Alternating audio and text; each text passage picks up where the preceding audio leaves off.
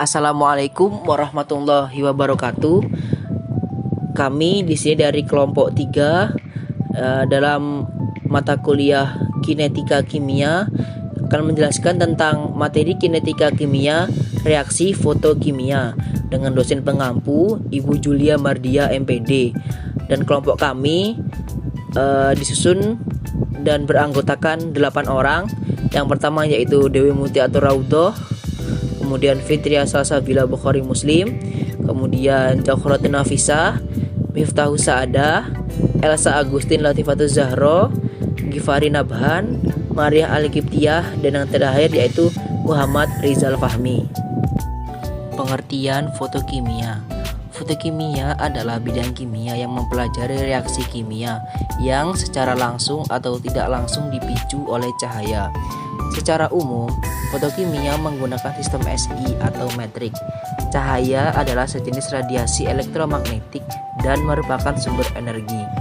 Hukum Grotius-Draper, ahli kimia Thaddeus Grotius dan John W. dalam kasus Draper menyatakan bahwa suatu bahan kimia harus menyerap cahaya agar dapat mengalami reaksi fotokimia. Efek cahaya pada sistem kimia memberikan informasi tentang mekanisme dan laju reaksi.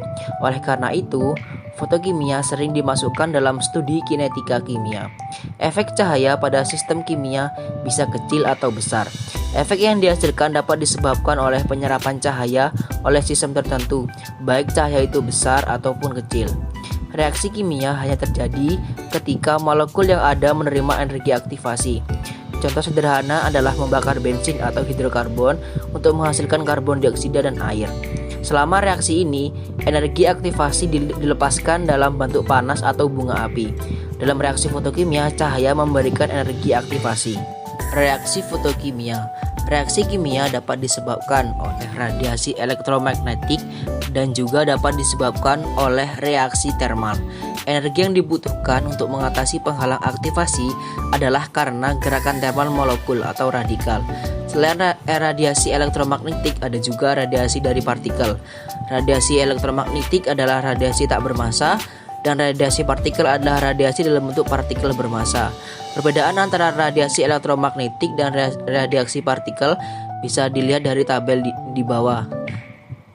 Dan reaksi fotokimia termasuk penataan ulang elektronik yang diprakarsai oleh radiasi elektromagnetik. Reaksi orde besarnya lebih cepat daripada reaksi termal. Dalam mempelajari fotokimia, perlu diterapkan beberapa konsep lanjutan seperti mekanisme reaksi hukum Lambert-Beer dan mekanika gelombang. Kinetika dan mekanisme reaksi fotokimia. Reaksi fotokimia melibatkan sejumlah tahap-tahap reaksi yang disebut mekanisme reaksi.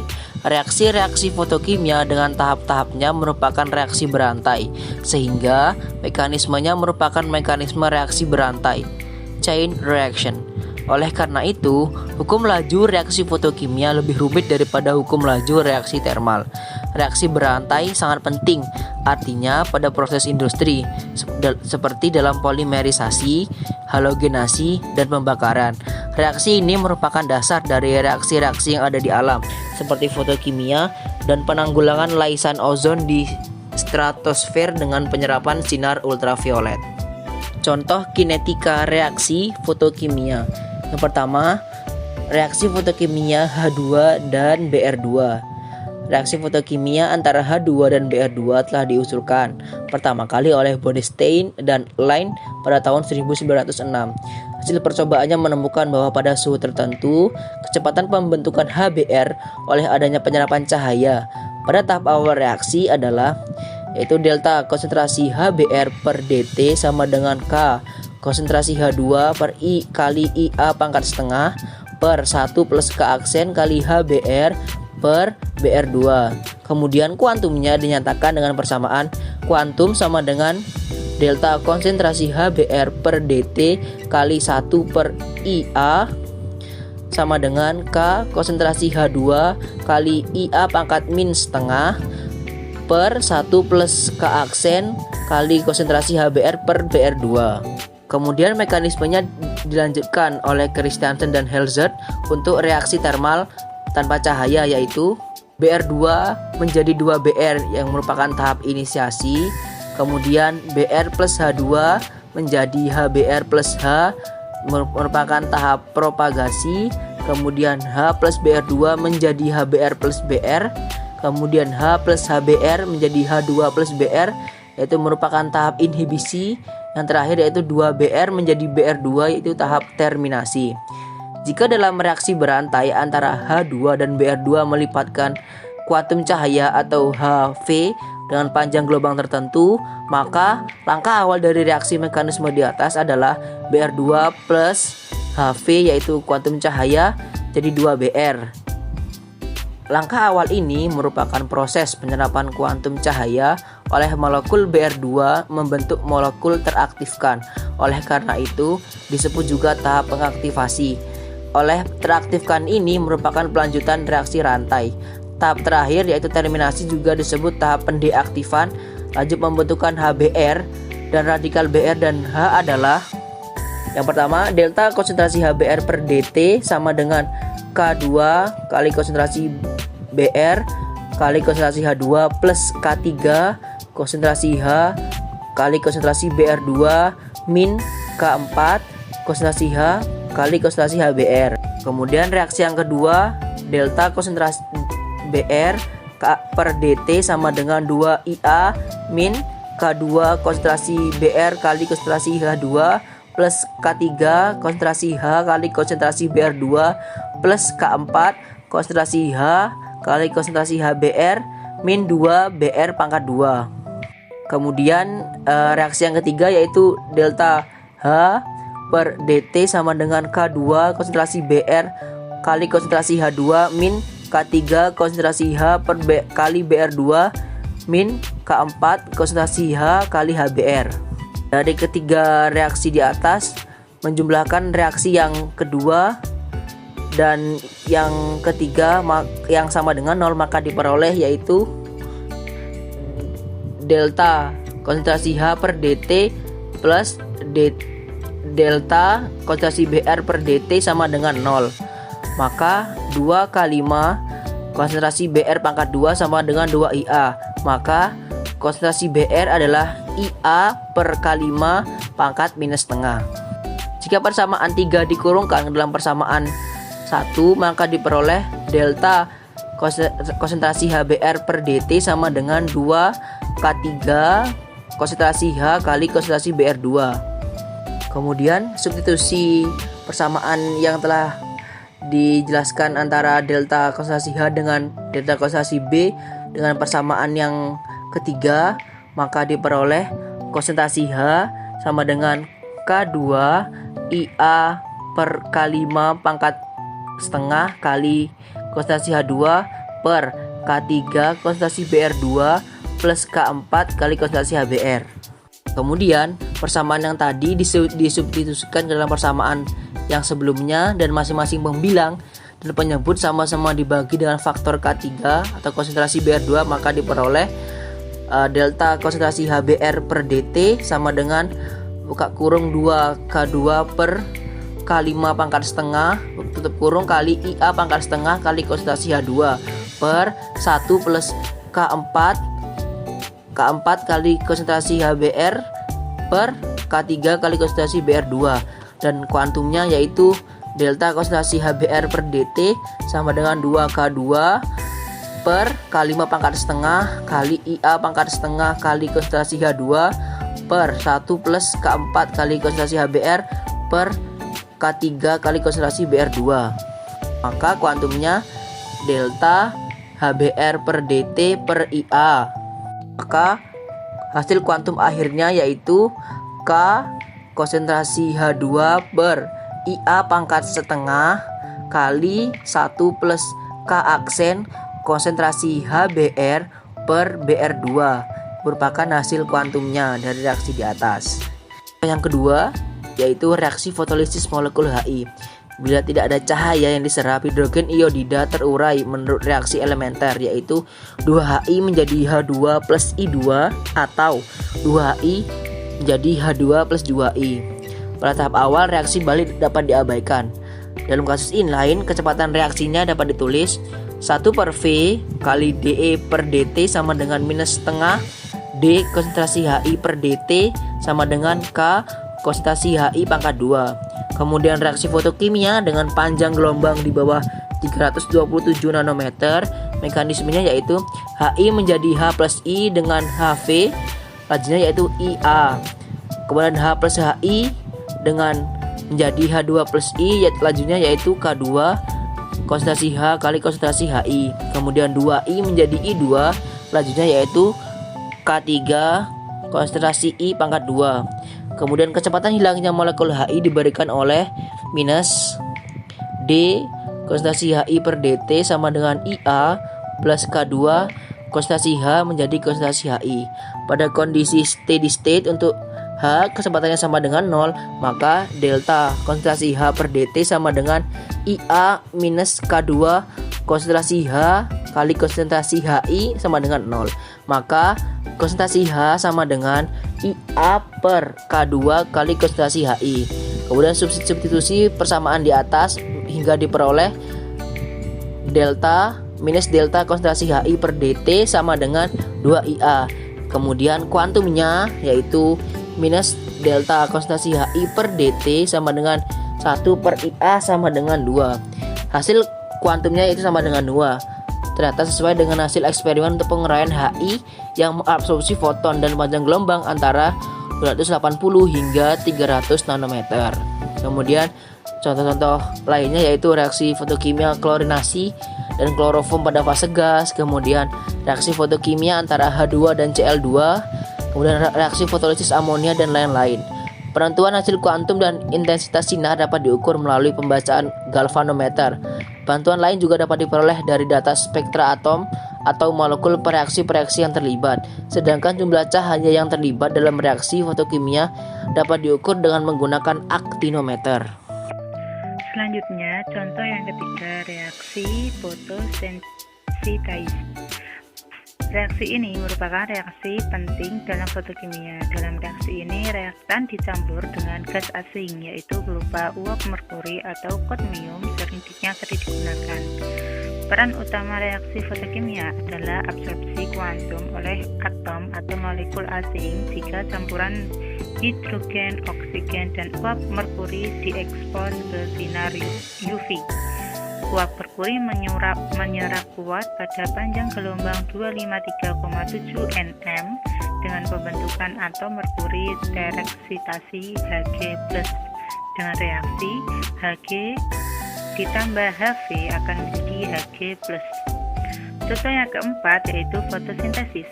Sintesis senyawa yang dibutuhkan untuk memelihara struktur dan fungsi tanaman disensitisasi oleh klorofil yang merupakan penyusun utama pigmen tanaman hijau. Klorofil mempunyai 2 pita absorpsi dalam daerah tampak. Satu pita di antara 600 dan 680 nm, sedangkan satunya lagi antara 380 dan 480 nm. Ini adalah daerah panjang gelombang yang paling efisien dalam proses fotosintesis. Reaksi fotosintesis kimia klasik ditulis dalam bentuk transformasi keseluruhan dengan reaksi NCl2 plus NH2O ditambah XHV menjadikan C(CH2O) N plus NO2. Contoh yang kelima yaitu keadaan fotostationary. Cahaya yang terabsorb memiliki efek menarik mengenai suatu sistem dalam keseimbangan kimia. Penyerapan cahaya oleh reaktan dapat memperbesar laju reaksi ke kanan tanpa secara langsung mempengaruhi aksi kebalikan atau reaksi ke kiri. Hal ini tentu pula mengganggu keseimbangan. Konsentrasi produk pun sedikit meningkat sehingga memperbesar laju reaksi kebalikan. Reaksi dimerisasi batubara merupakan contoh yang sederhana. Reaksi ini berupa 2A akan menjadi A2. Banyak contoh lain keadaan fotostationary yang telah diketahui. Dekomposisi NO2 terjadi secara fotokimia di bawah 400 nm. Dengan contoh reaksi NO2 plus Hv menjadi NO plus setengah O2. Reaksi kebalikannya adalah reaksi gelap. Contoh yang keenam adalah semiluminescent. Reaksi termal biasa di mana intermediat atau produknya dibentuk dalam keadaan tereksitasi secara elektronik dinamakan semiluminescent. Molekul yang tereksitasi mengemisikan satu kuantum cahaya biasanya dalam spektrum tanpa. Jika reaksi berlangsung pada temperatur standar, cahaya yang diemisikan kadang-kadang disebut cahaya dingin, yang penamaannya barangkali sekedar dibedakan dengan cahaya panas. Selanjutnya yaitu mengenai hukum fotokimia. Planck mengembangkan teori radiasi benda hitam atas postulat bahwa radiasi memiliki sifat partikel atau foto yang memiliki energi sebanding dengan frekuensinya, yaitu dengan persamaan EV sama dengan HV. Dan keterangan E sebagai energi radiasi, V frekuensi, lambda panjang gelombang, dan H adalah tetapan Planck. Yang ketetapannya yaitu 6,63 kali 10 pangkat min 34 ds. Teori kuantum radiasi Planck kemudian diganti oleh Albert Einstein untuk menginterpretasi efek fotolistrik. Selanjutnya, pada awal abad ke-19, Grotius dan Doppler merumuskan hukum fotokimia yang menyatakan bahwa perubahan fotokimia hanya dapat ditimbulkan oleh cahaya yang diserap. Radiasi yang tidak disertai tetapi terdapat mendorong molekul tereksitas untuk memancarkan cahaya. Berarti hanya cahaya yang benar-benar terabsorb atau diserap oleh sistem yang dapat menghasilkan perubahan fotokimia. Hukum fotokimia kedua merupakan dasar perhitungan dari hasil kuantum. Untuk suatu proses tertentu, hasil dari kuantum dapat didefinisikan sebagai jumlah mol reaktan yang hilang atau jumlah mol produk yang terproduksi per Einstein cahaya yang terserap. Dengan rumus Q kuantum sama dengan jumlah molekul yang mengalami proses per jumlah kuanta yang diserap. Sedangkan hasil kuantum adalah laju proses per laju dari penyerapan radiasi. Selanjutnya mengenai kinetika fotokimia dengan reaksi H2 plus Br2 menghasilkan 2 HBr.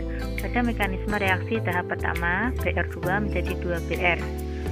Dengan Labs merupakan foton dengan frekuensi tepat yang diabsorpsi satuan waktu per satuan volume. Dengan demikian, Labs harus mengetikkan Ka Br2 dalam menyelesaikan mekanisme reaksi, sehingga untuk reaksi di atas dengan menggunakan persamaan D konsentrasi HBr per dt sama dengan 2 Kb kali 1 per Kd pangkat setengah konsentrasi H2 dikali konsentrasi Br2 1 AbS pangkat setengah per konsentrasi Br2 ditambah dalam kurung Kd per K aksen B dengan dikali konsentrasi HBr. Selanjutnya contoh reaksi fotokimia. Reaksi penguraian A2 menjadi 2A.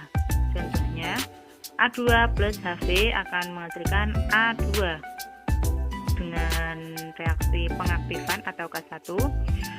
A2 plus 2A disosiasi dengan K2, A2 plus A2 menjadi 2A2 dengan reaksi pendeaktifan dengan K3.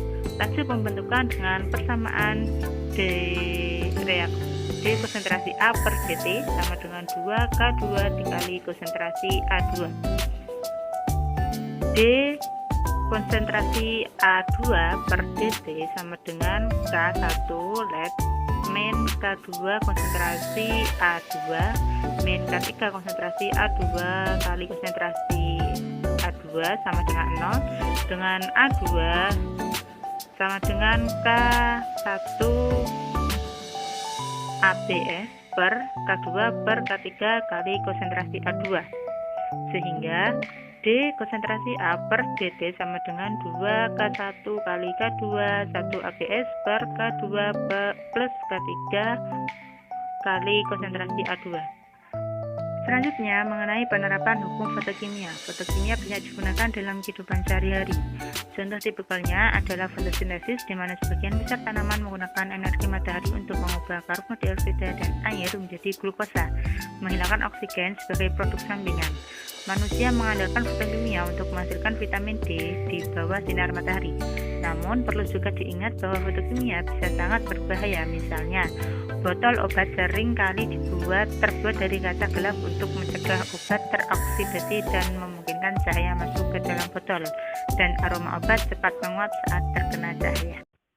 Sekian, terima kasih kami dari kelompok 3 mengenai reaksi fotokimia.